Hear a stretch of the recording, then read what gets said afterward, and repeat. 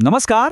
આજે આપણે એક એવા વિષય પર વાત કરીશું જે થોડો જટિલ લાગે છે પણ ખરેખર ખૂબ જ રસપ્રદ છે. ચાલો સ્ટેપ બાય સ્ટેપ સમજીએ કે ટ્રાન્સફોર્મરના લીડિંગ પાવર ફેક્ટર માટેનો વેક્ટર ડાયાગ્રામ આખરે દોરવામાં કેવી રીતે આવે છે. પણ આ ડાયાગ્રામને સમજવાનું શરૂ કરીએ પહેલાં એક વાત સ્પષ્ટ કરી દઈએ. આ ખાલી આડીઅવળી લાઈનો નથી. ના, આ તો એક એવું સાધન છે જે આપણને ટ્રાન્સફોર્મરની અંદર શું ચાલી રહ્યું છે બતાવે છે અને એની કામગીરી સમજવામાં મદદ કરે છે. તો પછી સવાલ એ થાય કે ટ્રાન્સફોર્મરની અંદર જે આ વોલ્ટેજ અને કરંટની આખી ગેમ ચાલી રહી છે એ અદૃશ્ય તાકાતોને આપણે જોઈએ કેવી રીતે?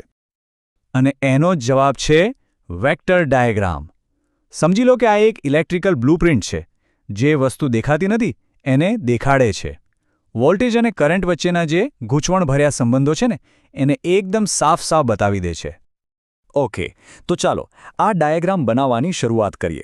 પણ એ પહેલાં એના કેટલાક બેઝિક નિયમો સમજવા ખૂબ જરૂરી છે.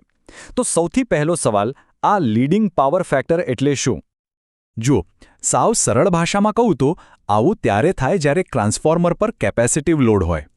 એને આમ સમજો, જાણે કરંટ એકદમ ફાસ્ટ દોડવીર છે અને વોલ્ટેજ એની પાછળ દોડે છે. આ કેસમાં કરંટ હંમેશા આગળ જ રહે છે. બસ આટલું જ. ચાલો હવે લીડિંગ અને લેગિંગ વચ્ચેનો તફાવત જોઈએ. મજાની વાત એ છે કે બંનેમાં વેક્ટર્સ એન્ટી ક્લોકવાઇઝ જ ફરે છે.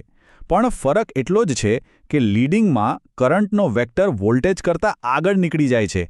એમ લાગે જાણે એ રેસ જીતી રહ્યો છે. સારું, તો બેઝિક નિયમો હવે આપણને ખબર છે.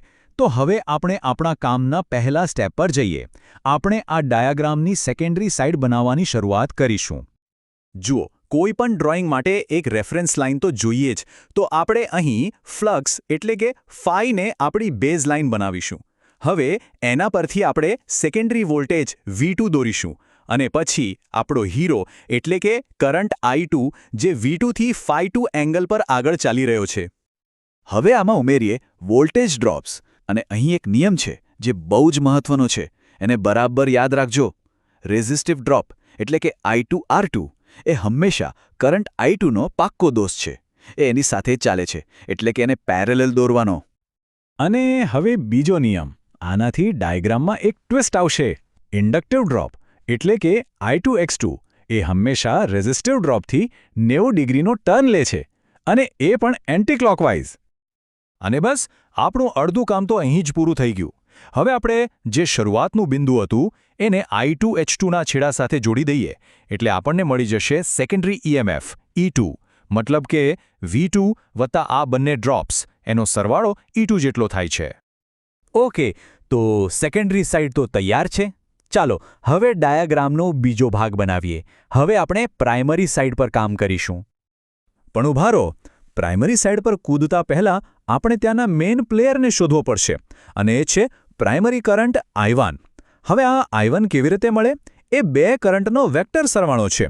એક તો નો લોડ કરંટ I0 અને બીજો રિફ્લેક્ટેડ કરંટ I2'.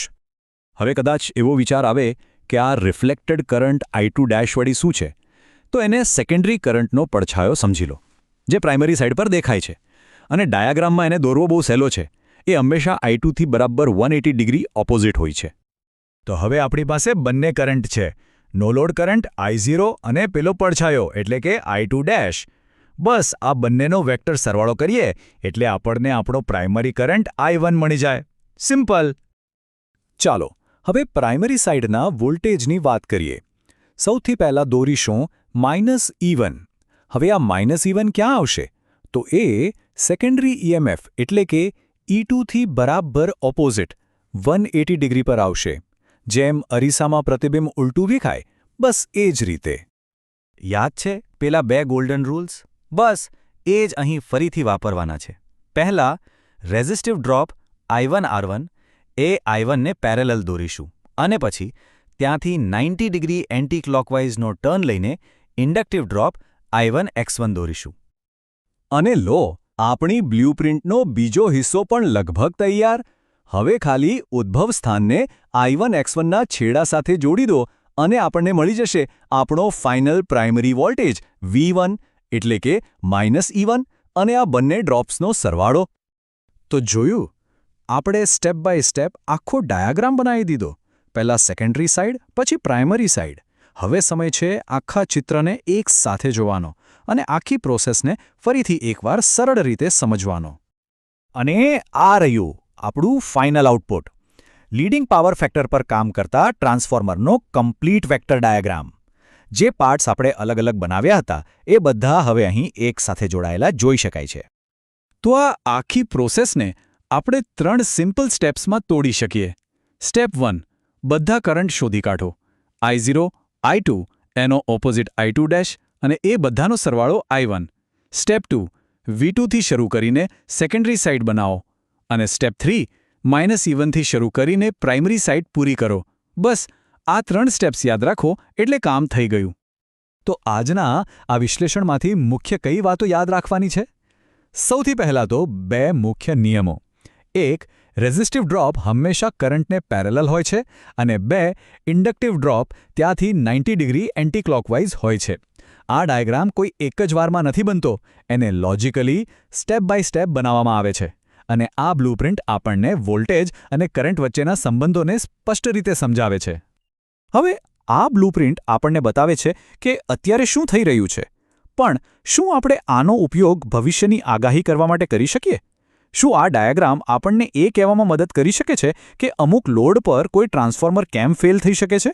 આ એક એવો સવાલ છે જે આપણને આ વિષયમાં વધુ ઊંડાણપૂર્વક વિચારવા માટે મજબૂર કરે છે.